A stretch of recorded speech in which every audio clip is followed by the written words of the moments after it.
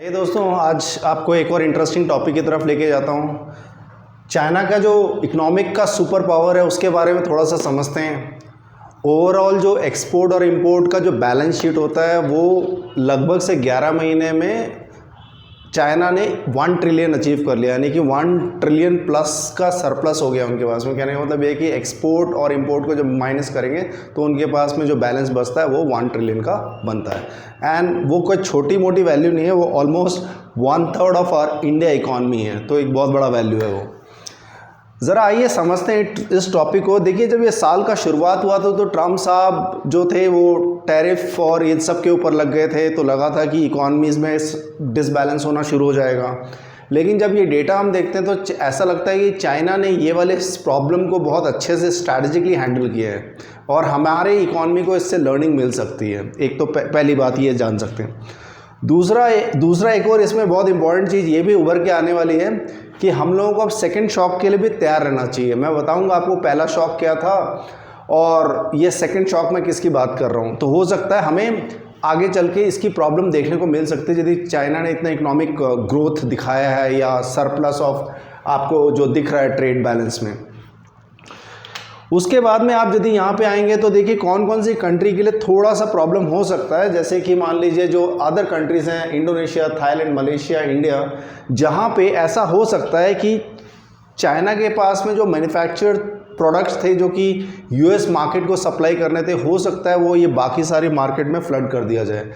तो second shock यही हो सकता है कि ये सारे जो प्रोडक्ट्स हैं डिफरेंट कंट्रीज़ में डंप किए जाएंगे और वहाँ पर मार्केट क्रैश हो सकता है। उसके बाद में आप यहाँ पे ज़रा कुछ डेटा के बारे में जान लीजिए जिससे आपको पता चलेगा कि चाइना इतना डोमिनेटिंग कैसे है। 1970 के आसपास में जो उनका ट्रेड टू जीडीपी रेशियो था वो 25% था, जबकि अभी 2022 में लगभग से ये आप देख सकते हैं ये लगभग से 60% के आसपास चला गया ट्रेड टू जीडीपी रेशियो, वो जो कि मतलब बहुत इम्प्रेसिव है किसी भी इकॉनमी के लिए। उसके बाद आप ये देखेंगे कि इसमें ये बताने की कोशिश की गई कि एक्सपोर्ट जो चाइना की पॉलिसीज़ हैं वो तो डेफिनेट सी बात है, एक्सपोर्ट प्रमोटिंग है। उनके पॉलिसीज़ जो भी बनती हैं वो सारा कुछ देखा जाता है कि उनकी इकॉनमी में कैसे उनको एक्सपोर्ट यूनिट की तरफ बन सके। उसके बाद में आप एक और चीज़ क्या देखेंगे कि मोस्ट प्रॉब्ली ऐसा हो सकता है कि अब प्राइजेस कोलैप्स होना शुरू हो जाए, क्योंकि यदि चाइना के पास में बहुत सारे प्रोडक्ट हैं जो कि वो यूएस मार्केट में भेजना चाहता था, कहीं पे भेजना चाहता था, वो नहीं कंज्यूम हुआ है, तो मोस्ट प्रॉब्ली क्या होगा कि वो प्राइजेस को गिरा सकते हैं। तो वो चीज़ को इस पार्ट में हाईलाइट किया गया। उसके बाद जो बाकी नेशनल प्रोड्यूसर्स हैं, जैसे मान लिया अदर कंट्रीज़ में, थाईलैंड में या इंडिया में जो मैन्युफैक्चरर्स हैं, उनके लिए बहुत बड़ी सरदर्दी हो सकती है यदि ऐसा होने लग गया तो।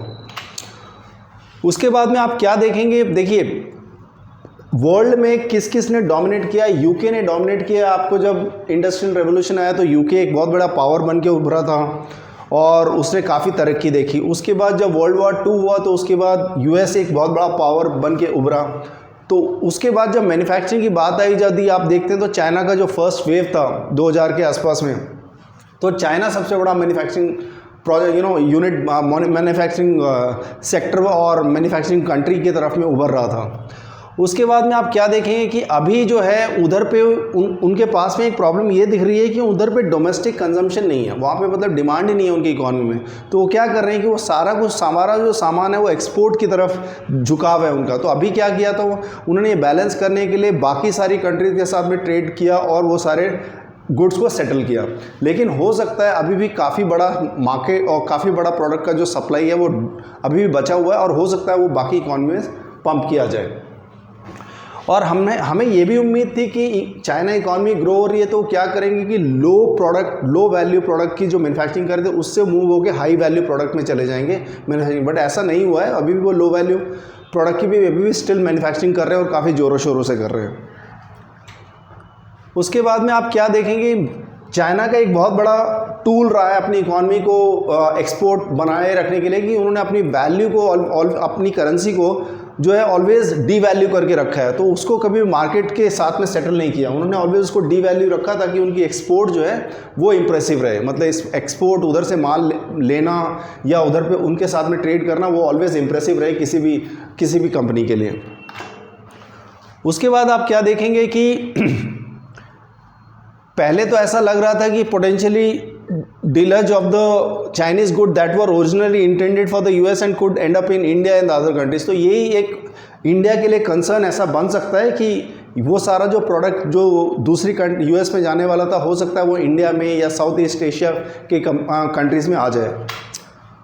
उसके बाद में आप क्या देख सकते हैं, उसके बाद में ये रहा चार्ट जो कि आपको दिखाता है कि 11 महीने में 1 ट्रिलियन से ज़्यादा उन्होंने अपना ट्रेड सरप्लस कर लिया है। वैसे continuously it has been growing, कुछ कुछ सालों में डिप हुआ है ये जो पोर्शन है, बट उसके बाद में आप देखते हैं ये काफ़ी इंप्रेसिव ग्रोथ है।